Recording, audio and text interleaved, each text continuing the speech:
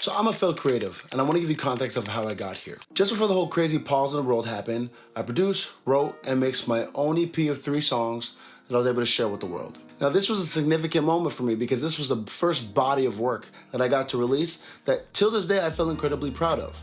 So you can imagine my surprise when I start and go ahead on marketing it to lackluster results. Long story short, I bought courses on Facebook marketing, courses on how to better market my music, all for Facebook to change their algorithm and the things that I read and looked up in the courses not to work. So I did the only same thing anyone would do. I stopped releasing music.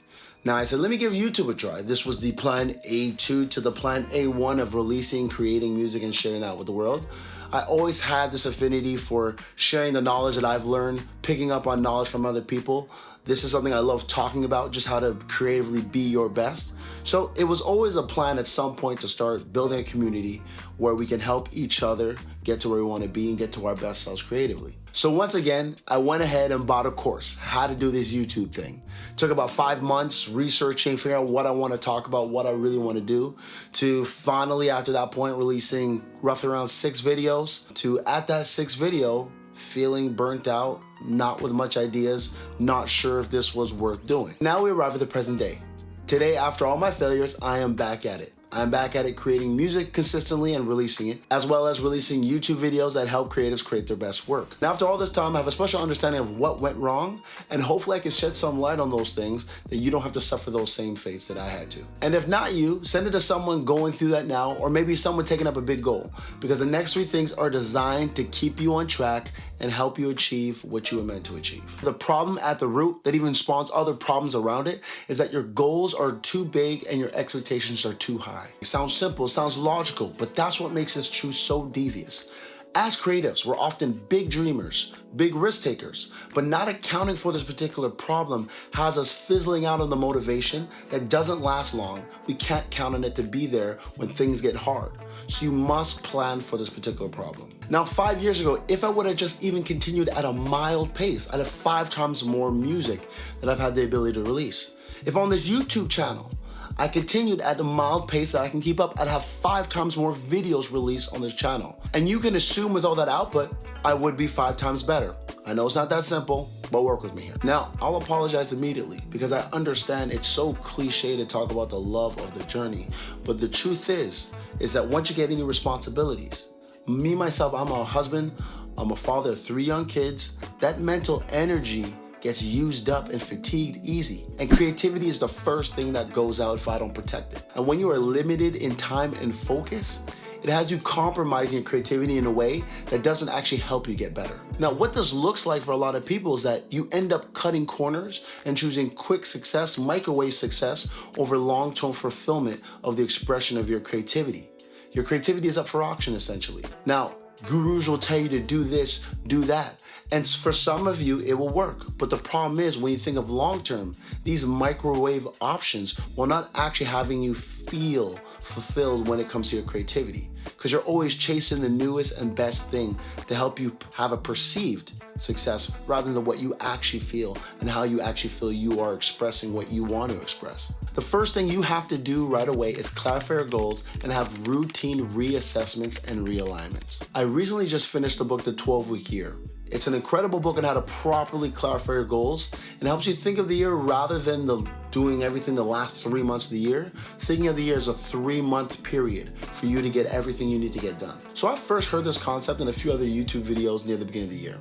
And I always liked the idea of it, so I softly implemented these things to my life. But it was not until I read the book, really went through all the steps, didn't skip any of the steps, that I finally started to see some real results that I can actually be like, okay, this thing really works. So I would really encourage you, get the book, dive deep into it, and really make sure you're not skipping anything. If that's a video you want in terms of the details, how to set that up without having to read the book, let me know, I can do that for you. So number 2, showing up every day consistently is huge. Following having a good system is paramount first. Once you've clarified what your actual goals are and what you'll be doing, then you gotta break that down into what you'll be doing monthly, weekly, and daily. It's not necessarily doing the same thing every day. For example, if you're someone that is a producer, a beat maker, you might wanna make beats every day.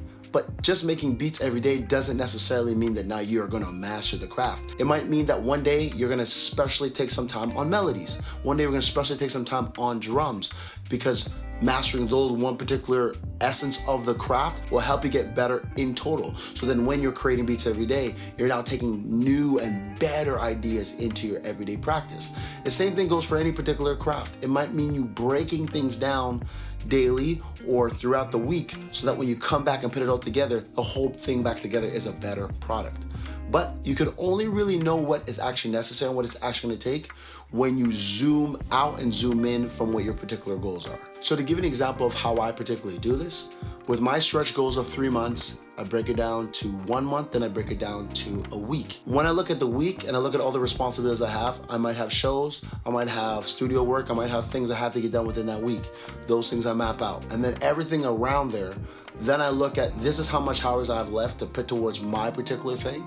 And then with all the responses I need and where I want to be at the end of the month, I map out, I'll give this much hours to beat making, this much hours to songwriting, this much hours to YouTube, this how much it's gonna take for me to edit. All these little things I map out. So when I go through my week, there's no anxiety of if I'm doing the right thing, because I already took time to look at what makes sense with the time I have provided. This might be a solution that could help you out. Number 3, you have to create for expression's sake first. Now, it's that idea and that speech that nobody listens to. If something happens with the plane and those things come down, put yours on before you start trying to help somebody else. You have to fill up your creative juice before starting to fill up somebody else's. Now, what this means is that if you have a full-time job while you're trying to get your thing off the ground, you gotta find some time in the morning, or at least map it out so you know later on in the evening you're gonna give time to your own projects. So you're not going there at work thinking how much it sucks that you have to do this, but rather you know you have taken time, or you will be taking time for yourself to give back for you to really feel your true expression when it comes to your creativity. I can tell you, when I first started doing live gigs, I didn't love every project. I didn't love every time I had to show up at the studio for a gig, for a song. I did not care about, I did not feel, but it's part of paying my dues. But when I started to work on my own stuff and I knew I was able to fulfill myself creatively before going to other people's things, it changed everything for me. It meant that now I can give people 100% because I already knew I got my portion first, right? And the changing of my mindset was a big deal. You know, if you can have that mindset of you work like you need it tomorrow, but you're okay if it comes to 10 years, you can't be disappointed because your expectations are right where they need to be and your work is right where it needs to be. Go create, be great. Hope this helps. Let me know. Peace.